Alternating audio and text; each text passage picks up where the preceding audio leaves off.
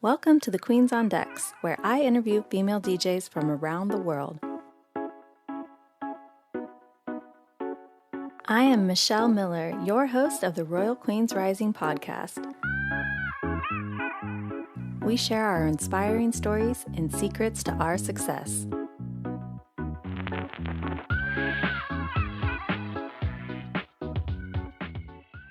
Hi, welcome. I'm DJ RunDat, the host of the Queens on Deck show, where I interview female DJs from around the world. Today, I have a very special guest, DJ Honeyflow. Hey!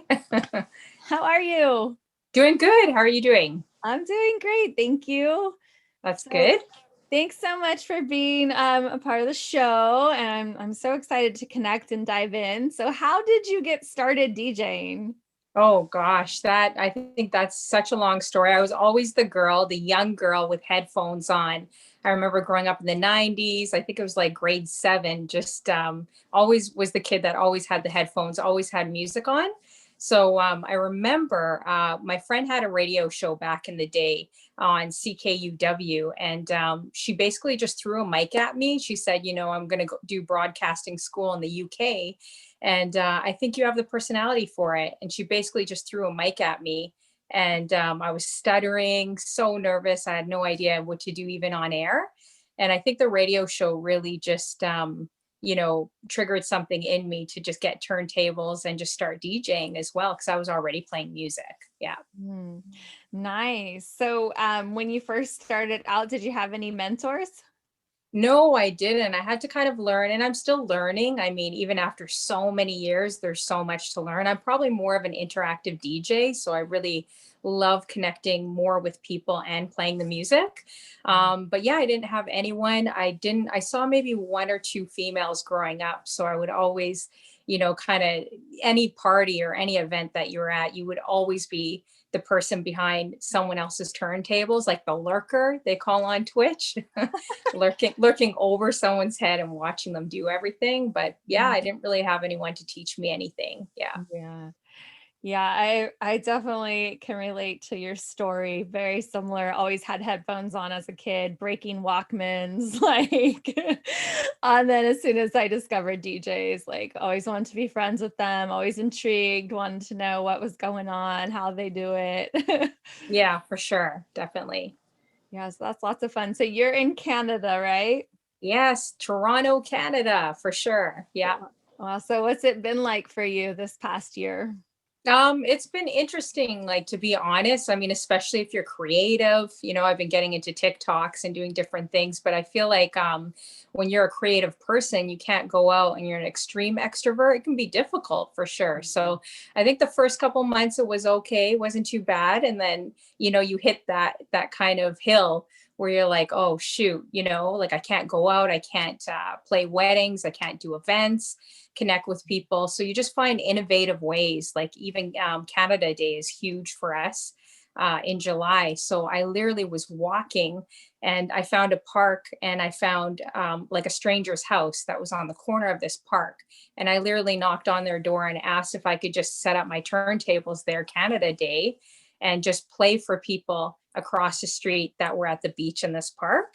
So you just find innovative ways. I mean, I think it's been challenging for all of us that are creative in quarantine, for sure.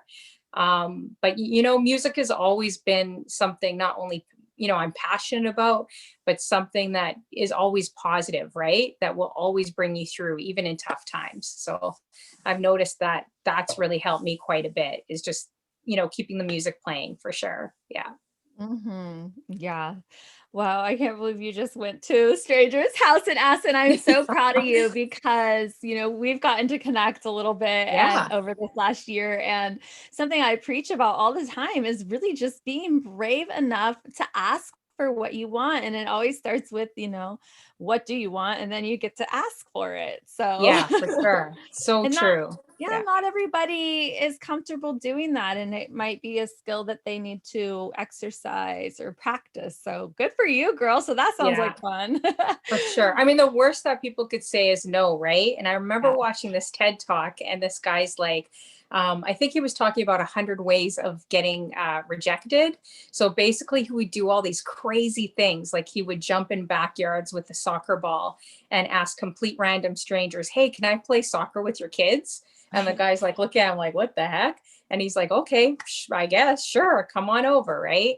Mm-hmm. Or he'd go to like a Krispy Kreme place and ask for a donut that looked like the Olympic rings, like asking for impossible things. And then people would do it and just give it to him for free. So the whole point of that resonated with me was that you can ask for anything. And the worst that people could do is just reject you and say no. But he said the world's a lot nicer and kinder, where, you know, you'd be surprised that they actually would say yes. So I did that Canada Day. I talked to 2 strangers, 2 different houses. They were like amazing. You know, the guy actually like pretty much gave me the keys to his house and said, hey, I'm going to be gone, you know, jump in my garage or get other speakers or do what you need. So, and he gave me free cookies. So it was pretty good. And I got a bunch of tips that day too. People were jumping out of their cars and giving me money. So it was one of those magical moments. Yeah.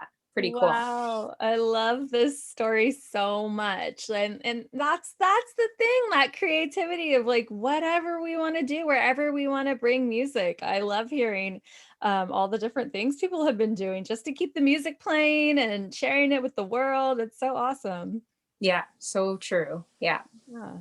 So what have you been doing to you know, stay, I guess, maybe relevant with like branding and marketing online?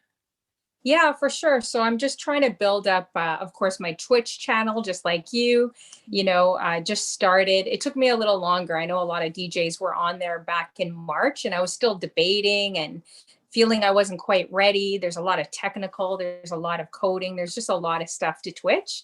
So just trying to stay relevant. I just jumped on Twitch pretty much a month ago, and it's been amazing. I've met so many people from like the States, you know, New Zealand, Europe, you name it, like all over the world that are now coming into my room, and just building up other social media. You know, I started TikTok. So I know you've seen like a million TikToks of mine. I'm driving everyone on Facebook absolutely crazy because they're like, oh, here she is again with another TikTok, you know? So building that and just trying Instagram as well. But there's a lot of platforms for sure. Yeah. Well, I think you're really good on camera and you're not bothering me with all the TikToks. You're really entertaining, easy on the eyes.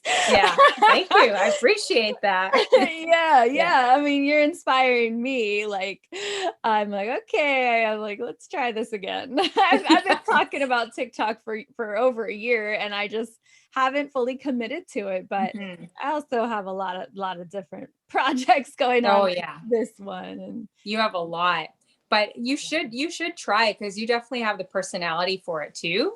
Like I love like watching you too. And I think, you definitely have the personality for it for sure. You know? Thank you. I did put together a little TikTok yesterday, and last I checked, it had a little bit of like 500 views or something. And I'm like, so always trying to collect that selfie content when I'm DJing in my bedroom, when I'm live streaming. I'm like, don't forget to run a little selfie video of yourself. Yeah, for sure. You should definitely do a dance hall reggae one, you know, for sure. Oh, yeah. I know I set a goal that I haven't really started on, of I want to do more selfie videos of me DJing and get on different artists' pages. Yeah. And I think it's awesome what you're doing too, especially with the Queens on Deck, and, you know, just showcasing other females around the world. Like, I mean, I think I randomly found you online somehow, some way. And I think through Facebook. And I think it's incredible that, like, because even growing up in the industry, and I'm sure you could probably relate to that, there wasn't too many females at all that you could look up to or connect with. So it's really awesome seeing so many different styles and, you know, just a lot of females doing it now for sure. Yeah, thank you. Yeah, I was thinking about that too. I was like, where where did we exactly meet? I can't pin it. You think maybe it was probably the Facebook group. Yeah. Either that or Instagram. I don't even remember. I know, right? It's been a while. And this whole year has been such a whirlwind. I can't remember when anything really happened. I do know the last time I was able to perform in a bar was March 6th. I know that. I will not forget my last like gig open to the public. Yeah, for sure. Yeah. Yeah. So true. So do you have any anything coming up? Have you done any underground parties or? Well, definitely not here because Toronto's definitely super strict in even having people in your place, hence me being in an empty place over here. So I don't even think you can even have anyone that's not immediate family, over. So nothing really planned. The only thing I'm just trying to build is for sure the Twitch show. It's only been a month and I have about 150 people. I started more with strangers than friends and then posting to everyone I knew because I just wanted like an unbiased, like just because, your friends know you well, right? So I just wanted to see, okay, what were strangers' reactions? And it's pretty amazing. Like I've had so many people message me and say that, they felt like the show was positive and it really resonated with them, or they might have been going through something during quarantine. So a lot of people have been opening up to me and just sharing their stories. And I just find that so incredible. So yeah, just working on that and nothing, definitely no venues planned at all. But just the Twitch and I'm trying to work on some other business stuff right now too during the day. Yeah. Nice. Yeah. Twitch is a whole nother beast. I'm right there with you. I'm at that point where I'm like, okay, I've done some here and there, and now it's time to like learn more even. And and it's a lot of fun interacting, and it starts to feel like you get your little family in there. And you do. Like I'm actually thinking about doing like a movie night too on there. So I've already talked to people that are regular viewers of mine and they're like, yeah, let's do a movie together, and once COVID is done, because it will be done, it will be done soon. Just as it appeared, it's going to, disappear and go away too, just like the Spanish flu, I believe. So once everything gets normalized and, back, the whole world gets kind of reset again. The first thing I want to do is book a flight to New Zealand because I met a DJ on Twitch, DJ Reminisce, and he's my style to the T. But I've met so many amazing people from New Zealand that, I didn't know Lovers Rock was so huge in New Zealand, reggae, and I didn't know R&B was so huge out there too.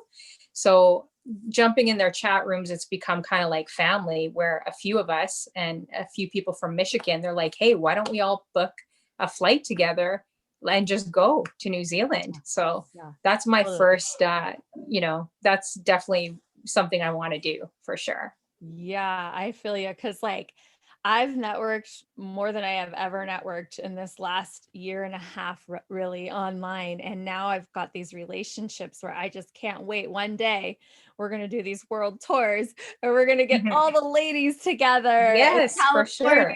Maybe do, and just have our own convention or retreats, or like, I'm like, wow, I've really built some really beautiful intimate relationships with other lady DJs from the show, and like we've never even met in real life. Like I couldn't sleep last night. I'm in the middle of a big new project, and I was thinking, I was visualizing the day when I go to my first DJ conference and I actually know who people are, because that's awesome. All this work, networking, interviewing people, and like, cause I was set to go to Mobile Beat in Las Vegas, and I didn't really know very many people, and I was nervous.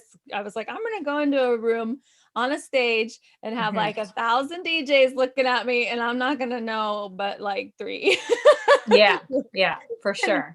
But now it's like, nope, the family's growing, the community's growing, and it's fun. It feels good. Feels good. Yeah, for sure. And there is a certain amount of pressure. That's how I feel. If I'm honest, when I'm on Twitch, like, if you're a bit of a perfectionist, you can be, and I'm sure you could be like that too if you're reviewing your sets. and then you're noticing different things, and then you know that there's DJs like lurking and watching. So you're like, and especially being female too, you know, I feel like there's definitely a lot more pressure because people are, you know, a guy could just put on a baseball cap and come out there, you know. As a female, it's like people are watching, you know, your moves, and not just the music you're playing, your song selection, how you're talking, how you look like. So there's definitely a little bit of a difference, I find, you know, with females. But yeah, you know what? I just find that you got to just go out there. You got to be who you are. Everyone's got a different style, and you got to be true and authentic to who you are as a person. And, you know, just let your light shine through the music and through the mic too, when you're talking to people. And that's what I'm trying to do. Worry less about, you know, people looking and evaluating, but just be me and be free. Kind of like the kid, you know, as a little girl, just putting on the headphones, the Walkman, waiting all day on the radio. If you guys remember this, with a tape cassette in a ghetto blaster, pressing play and record, trying to get a mixtape from the radio, you know. And that's kind of how I started. So Twitch is definitely bringing me back to those moments of why I love music so much as well. Yeah. Yeah. My whole live streaming journey has had its ups and downs, I'd say. And what I always remind myself is like, just have fun. And I'm also just like, don't give up, like with the tech stuff, like there's a way, you know. I've definitely had to invest in lots of different equipment. And sometimes, like last week, I had to change my computer. Like it just was not working. I had to stop the whole party and just switch it out and simplify and just have one computer, one webcam on the computer, and just be like, that's that, you know. There wasn't a full view of me. And, you know, I was listening to a training the other day about doing virtual parties, and I agreed with a lot of what she was saying about having like a nice camera angle, recording you from in front of you, not just a camera angle of, say, your head or just your DJ gear. But I also truly believe like it's whatever you want to do, whatever you're comfortable with. Like, don't let it stop you that you don't have multiple camera angles, or right now I haven't mastered the green screen while I live. Don't let any of those things, this is what my advice is and what I tell myself, don't let it stop you from doing it and playing music and, you know, learning as we go. Because one juggle is your audience loves when you interact with them and when you shout them out. Who doesn't love when you walk into a club and the DJ goes, oh, DJ RunDat's in the house, you know? So, and even, you know, my best friend who's not a DJ, but she's loving tuning into all the DJs. Like, she's like, tell me, you know, this one DJ, he like really makes you feel so special and like just loved, and like they like, that's what people need, extra good vibes right now, you know? Oh yeah, big time. Yeah. And it's so true. I feel like the interaction, and that's what I try doing. Like, for example, yesterday, I was like, I'm just going to put myself out there and say what I like, you know? So we started talking about hair, and I started talking about S curl, and then it went into Jerry curl. And then they're all making jokes about me. They're like, oh, she likes Michael Jackson, which I don't like Jerry curl, by the way. S curl, yes. But like, it was just fun. We just had a massive conversation about it. Everyone was laughing in the chat room. People were connecting. And the biggest thing is like, I want people to feel like it's family. Like when they walk into my chat room, I want them to feel like they all are really starting to get to know each other, and it's like family, you know. And it's really cool seeing that. And it takes a lot of work when you're trying to mix the music and get on the mic, and then my messages are like this tiny, like a little tiny box. But it's also amazing too, you know, just reading and seeing complete strangers. It's almost become like TV now, where people are flipping through a channel and they're stopping off at your channel, you know, to spend the night with you, which is awesome. Yeah, totally. I know when you go like club hopping on Twitch. Yeah. When you're checking out all the DJs, for sure. Yeah. We went hard a couple weekends in a row, me and my best friend, and we were making all these jokes. We're like, we're twitching so hard right now. I mean, that sounds kind of bad. Like, we were just loving it. And then if you Mhm. get her and I, and we'll have to come support you on one of your live streams, you get her and I in there and we just go emote crazy and Oh, that's just awesome. let all our sillies out. And yeah, it's fun. There's been like storytelling too. Like on my last set, Mhm. I was telling some stories. I'm like, wow, I flew all the way to Miami for this artist with this friend. Mhm. And getting to tell those stories is a fun part of it too. Oh, for sure. Yeah, Yeah. I loved your live stream. I saw it the other day, which was really, really good. And I loved your song selection too. I was just listening. I was like, you would fit in so amazing in Toronto because dancehall, reggae, lovers rock, cultured, like everyone loves it out here. Like you're gonna hear it on the boat cruises. You're gonna hear it all summer. The Jerk Yeah. Fest, all these festivals we have. So Mhm. hopefully you'll be able to make it out here and play as well, for sure. Yeah. Yeah, I can't wait. Thank you. Yeah, it was interesting because I had to switch computers and I don't have like all, I don't know, my music organization's a little funny right now. And Mhm. usually my majority of the library is on external hard drives. But when you run out of USBs because you're running all these different things and computers and all that, and I have a little extender, I just was a little nervous to try it. And then I didn't want to plug my hard drive in when I was already playing because I was scared of having more tech issues that I had already gotten through. So I was like, just work with what you got. Yeah. I didn't feel like I didn't really have a lot of new music, which is fine because really the classics just are like, they're always a go-to, like crowd pleaser. Hmm. Hmm. And then they give you that like reminiscing, like, oh yeah, that song when we were traveling and that's all Hmm. they played in Belize, like over and over again, like Kevin Little, Turn Me On, Oh Cheer yeah, for 'Em Up. sure. Yeah, that's a given. Yeah, Kevin Mhm. Little. Hmm. Yeah. But Have you performed in Jamaica? Have you? no, but I've been No? there 3 times. Yeah. Oh, okay. Yeah, you Yeah. definitely got to perform there for sure. Yeah. I know, I know. It gives me nerves just thinking about it, but like I know when the time is right, like I've got the links, like Hmm. so when the time is right, definitely want to go over there. My fantasy used to be to have own a house over there and Nice. retire over there, but Hmm. I don't, yeah, yeah. Hmm. But I just want to bring the whole family over there. My kids are really into the music too, so. Hmm.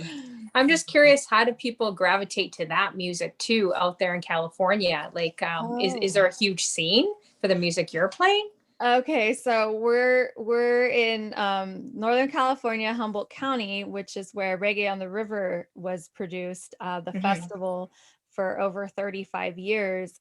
And it started as a fundraiser to raise money to build our community center. Hmm.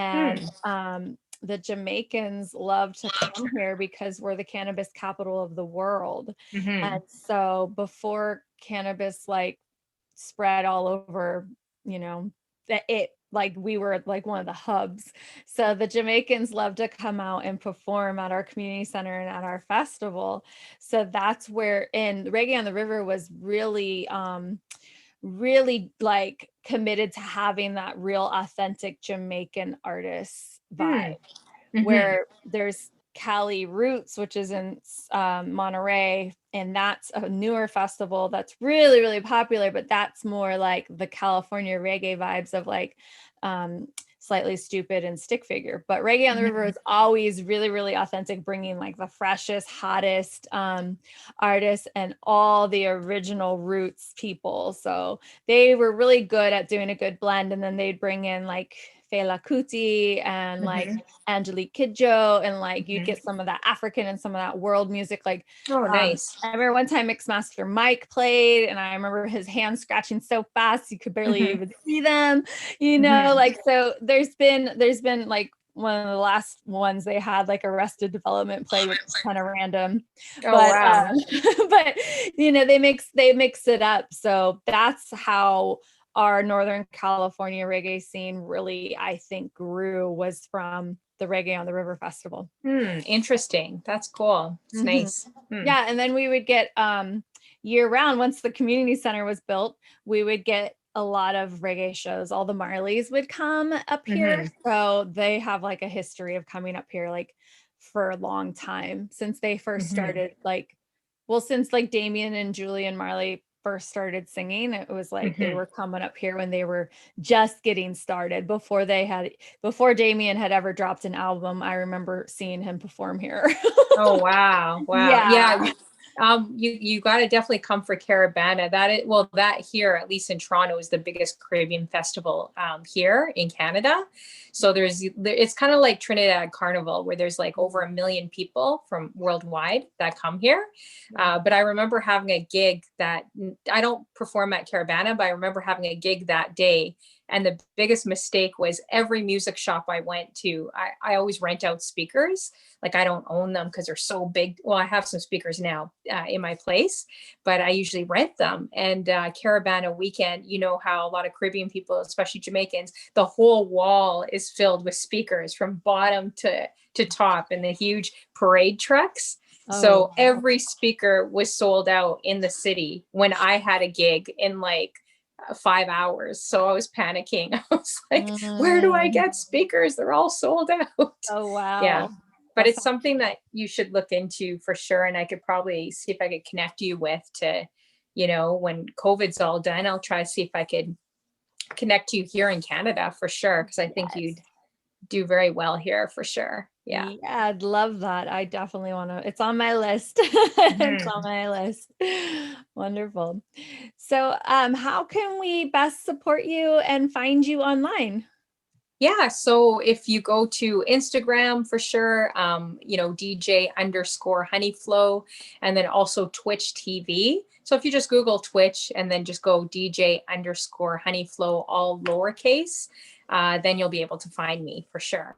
Yeah. Awesome. And you'll see some TikToks on Instagram, if you want comedy relief or inspiration. The three biggest things for me right now that I kind of want to market myself in 3 different areas, which is music, comedy, and inspiration. So those are the 3 things I'm really passionate about. And I hope that showcases on my Twitch TV channel, and also through Instagram and TikTok too. Yeah. Wonderful. Well, thank you so much for being on the show. And it's been great connecting with you. Sure. Yeah. We'll definitely connect soon. And thanks so much for the interview. I really appreciate it. Yeah, you're welcome. Thank you everyone for tuning in. All right. Take care, you guys.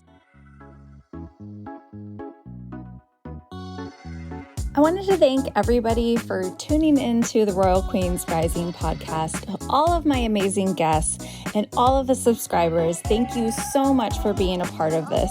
If you would like to be a guest or you know somebody that should be featured, please send them my way. You can reach me on my website, www.djrundat.com.